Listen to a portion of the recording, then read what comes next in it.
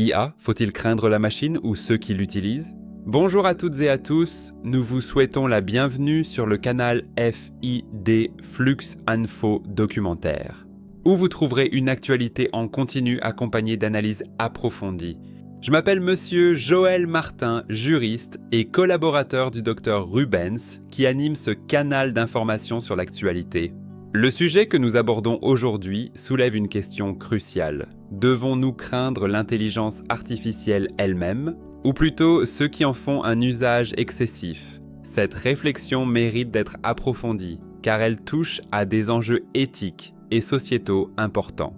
Avant-propos, contexte. Pourquoi l'IA suscite-t-elle autant de débats aujourd'hui? Aujourd'hui, nous nous penchons sur un sujet devenu central dans le paysage médiatique, politique et social, l'IA.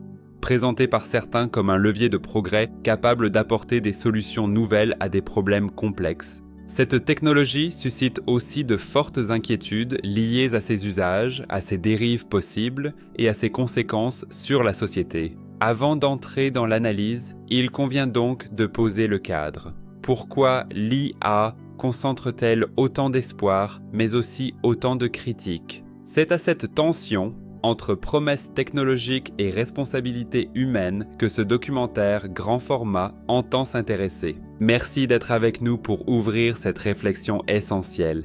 IA, devons-nous redouter la machine ou ceux qui l'exploitent? Avant d'entrer dans le vif du sujet, posons ensemble le cadre d'un débat qui nous concerne déjà tous. Première partie, les critiques adressées à l'intelligence artificielle.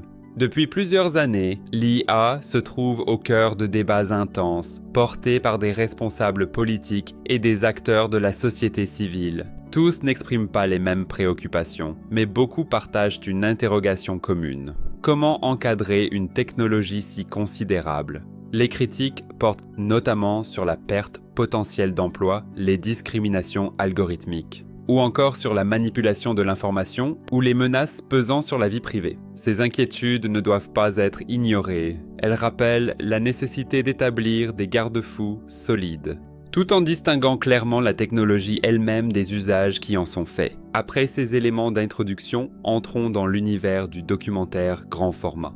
L'objectif n'est pas de condamner l'IA, mais de comprendre pourquoi elle cristallise autant de tensions. Dans cette perspective, le canal FID Info propose d'examiner les faits, les inquiétudes et les responsabilités avec recul. Deuxième partie, l'IA face aux enjeux démocratiques. En France, les débats récents ont mis en lumière une inquiétude grandissante pour notre espace démocratique. L'IA pourrait-elle influencer la formation de l'opinion publique et, à terme, peser sur les choix électoraux lors de la présidentielle de 2027 ? Cette perspective alimente des réactions fortes au sein de la classe politique, soucieuse de protéger l'intégrité du débat public. Mais elle invite aussi à une analyse nuancée. Ses bénéfices pour la recherche, la santé ou l'éducation ne doivent pas être écartés. Troisième partie, la responsabilité humaine dans l'usage des technologies. C'est ici que se situe le cœur de la question. Une technologie peut-elle être tenue pour seule responsable des dérives qu'elle permet? L'IA, comme toute invention majeure, naît d'une volonté de progrès. Ses effets dépendent des intentions humaines. Lorsque l'IA est utilisée pour manipuler l'information, diffuser de fausses nouvelles ou faciliter des fraudes, ces dérives rappellent que le problème réside dans les intentions humaines, les modèles économiques et les cadres juridiques. Le même raisonnement s'applique à l'armement, où des technologies civiles ou scientifiques sont réorientées vers le militaire. Les smartphones, conçus pour communiquer, peuvent aussi servir à l'espionnage, à la désinformation ou à la diffusion de contenus préjudiciables. Cette réalité montre que l'innovation n'est jamais isolée de la responsabilité de ceux qui la conçoivent et l'utilisent. Quatrième partie, exemples historiques de détournement technologique avec le cas du Minitel français. L'histoire du Minitel, lancé en 1982 par les PTT, illustre la manière dont une innovation peut être progressivement détournée.